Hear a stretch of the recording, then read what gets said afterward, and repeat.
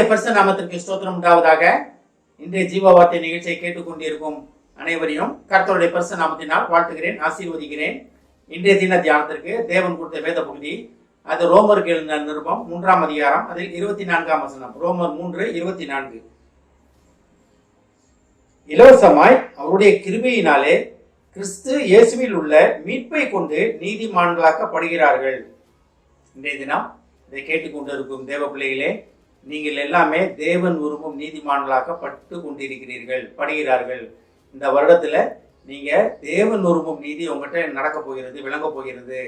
தேவன் விரும்பும் நீதிமான்களாக நீங்க மாற்றப்பட போகிறீங்க. இந்த வருடம் அநேக அற்புத அடையாளங்கள் உங்களுக்கு நடக்க போகிற ஒரு வருடம். இந்த வசனம் அதான் சொல்லுது, கிறிஸ்து இயேசுவில் உள்ள மீட்பை கொண்டு நீதிமான்களாக்கப்படுகிறார்கள். யாரு? தேவனை ஏற்றுக்கொண்டவர்கள், தேவன் பின்னால சில மனதா உள்ளவர்கள்.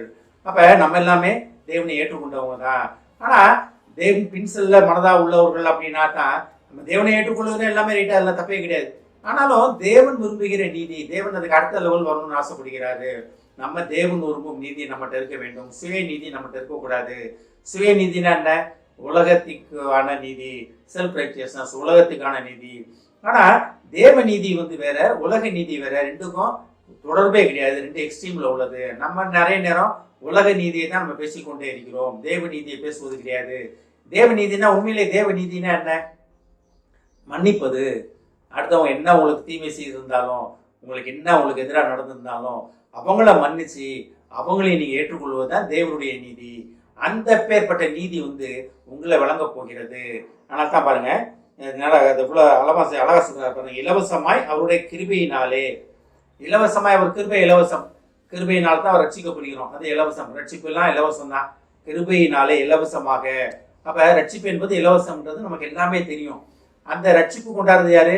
அவருடைய கிருபை, தேவ கிருபை. அவர் நம்ம மேல கொண்ட அன்பு.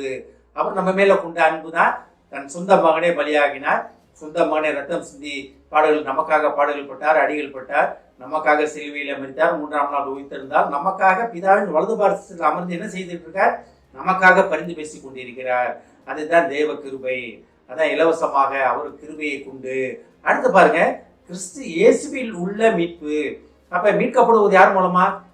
கிருபை நிறைந்த இயேசு கிறிஸ்து மூலமா தான். அதாவது குற்றம் இல்லாத, பாவம் இல்லாத ஆட்டுக்குட்டி அடிக்கப்பட வேண்டும், ரத்தம் சிந்தப்பட வேண்டும், அது இயேசு கிறிஸ்துவின் ரத்தம். இதெல்லாமே முன்னறிவிக்கப்பட்ட காரியங்கள். அப்ப தேவன் இலவசமா ஒரு கிருபையில எப்படி, அந்த கிருபை எப்படி இருந்துச்சா? அந்த கிருபை மூலமா நமக்கு கிடைச்ச மீட்பு, ரட்சிப்பு எப்படி இருந்துச்சா? கிறிஸ்து இயேசுக்குள்ளதான் இருந்துச்சா. அது கிறிஸ்து இயேசுவின் மூலமா தான் நம்ம ரட்சிக்கப்பட்டு இருக்கிறோம். அவர் மூலமா தான் கிருபையை பெற்று இருக்கிறோம்.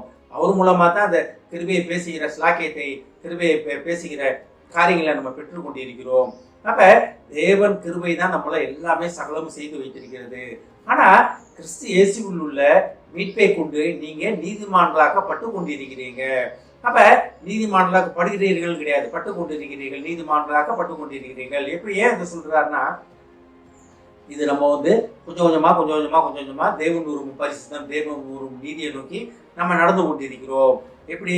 இருள்ல இருந்த நம்ம வெளிச்சத்தை நோக்கி நடந்து கொண்டிருக்கிறோம். வெளிச்சத்தை நோக்கி நடக்கும் போது ஒரு அளவுக்கு வர வரைக்கும் இருள் நம்ம பின்னால தான் இருக்கும், நம்ம பக்கத்துல தான் இருக்கும், முழு இருள தான் இருக்கும் நம்ம. ஆனா நடக்க நடக்க நடக்க நடக்க நம்ம முழுமையாக வெளிச்சத்துக்குள்ள வந்துடும், ஒளியை நோக்கி வந்துடும். வெளிச்சத்துக்குள்ள வர வர வர வர வர இருள் நம்ம பக்கத்துல இருக்காது, பின்னால் இருட்டை தாண்டி வெளிச்சத்துக்கு வந்துடும். தூரத்துல இருந்து ஒரு ஸ்ட்ரீட் லைட்டை நோக்கி வரீங்கன்னு வச்சுக்கீங்களேன், இருட்டுக்குள்ளதான் வருவீங்க. ஆனா அந்த வெளிச்சம் உங்களை வழிகாட்டி கொண்டே இருக்கும். ஆனா அந்த ஸ்ட்ரீட் லைட்டுக்கு ஒரு 50 மீட்டர் 100 மீட்டருக்குள்ள வந்துட்டீங்கன்னு வச்சுக்கீங்களேன், அந்த இருளை தாண்டி வந்துடுவீங்க. இதுதான் உலக காரியம். இதுதான் தேவனுக்கும் பிடித்தமானது. நம்ம வாழ்ற வாழ்க்கையில இருந்து தேவன் விரும்பும் வாழ்க்கைக்கு நம்ம நடந்து கொண்டே இருக்கிறோம், வந்து கொண்டே இருக்கிறோம். அதனால தான் தேவன் அழகா சொல்றாரு, நீதிமான்களாக்கப்படுகிறீர்கள். இந்த வருடத்தில் இதை கேட்டுக்கொண்டிருக்கும் தேவ பிள்ளைகளே, நீங்க தேவனை நோக்கி நடந்துகிட்டு இருக்கீங்க, அதை நான் விசுவாசிக்கிறேன். தேவனை நோக்கி போய்கொண்டிருக்கிறீங்க. தேவன் விரும்பும் நீதி உங்கள்கிட்ட விளங்கப்பட போகிறது. தேவ நீதியால் நீங்க நிரப்ப போட போகிறீங்க. இந்த வருடத்துல நீங்க தேவன் விரும்பும் நீதிமான்களாக மாறி அன்னையருக்கு சாட்சியாக அன்னையரை தேவன் அண்டை கொண்டு சேர்க்கும் பாத்திரமாக நீங்க இருக்க போகிறீங்க. கர்த்தர் உங்களை ஆசீர்வதிப்பாராக. ஆமென். ஜெபிப்போம். எங்களை அதிகமாக நேசிக்கும் அன்பின் பரலோக பிதாவே, இலவசமாய் அவரில் உள்ள அவருடைய கிருபையினாலே கிறிஸ்து இயேசுவில் உள்ள மீட்பை கொண்டு நாங்கள் நீதிமான்களாக்கப்படுகிறோம் என்பதை நாங்கள் அறிந்து கொண்டோம். ஆண்டவரே, ஏஸ்தாமே, ஏஸ்தா பண்ணி கிருபை, இலவசமான உமது கிருபை மூலமாக இலவசமான ரட்சிப்பை நாங்கள் பெற்றுக்கொண்டோம் ஆண்டவரே. ரட்சிப்பை பெற்றுக்கொண்டது மட்டுமல்லாமல் தகப்பனே, கிறிஸ்துவே உமக்குள் உள்ள மீட்பை கொண்டு நாங்கள் நீதிமான்களாக்கப்படுகிறோம் ஆண்டவரே. உம்மாலே நாங்கள் மீட்கப்பட்டு, ரத்தத்தால் தெளிக்கப்பட்டு, உம்மால் முத்திரையிடப்பட்டு, நீர் விரும்பும் நீதிமான்களாக நாங்கள் பட்டுக்கொண்டிருப்பதற்காக நன்றி ஆண்டவரே. நீர் விரும்பும் தேவ நீதி எங்களுக்கு விளங்கட்டும் ஆண்டவரே. அதை நோக்கி நீர் எங்களை நடத்தி கொண்டிருப்பதற்காக நன்றி ஆண்டவரே. அந்த நடையிலே நாங்கள் நிலைத்திருக்க உதவி செய்யும் ஆண்டவரே. இதை கேட்டுக்கொண்டிருக்கும் ஒவ்வொருவரையும் ஆசீர்வதிக்கிறோம் அப்பா. ஒவ்வொரு குடும்பத்தையும் ஆசீர்வதிக்கிறோம் ஆண்டவரே. குடும்பத்தில் உள்ள ஒவ்வொருவரும் நீர் விரும்பும் தேவ நீதியால் நிரப்பப்பட்டவர்களாக இருக்க உதவி செய்யும் ஆண்டவரே. அது நீர் நிரப்பிக் கொண்டிருப்பதை உணர்ந்து இலவசமாக அதை பெற்றுக்கொள்ள உதவி செய்யும் ஆண்டவரே. ஆசீர்வதிக்கிறோம் அப்பா. இயேசுவின் மூலமாய் கேட்கிறேன் நல்ல பிதாவே, ஆமென். கர்த்தர் உங்களை ஆசீர்வதிப்பாராக.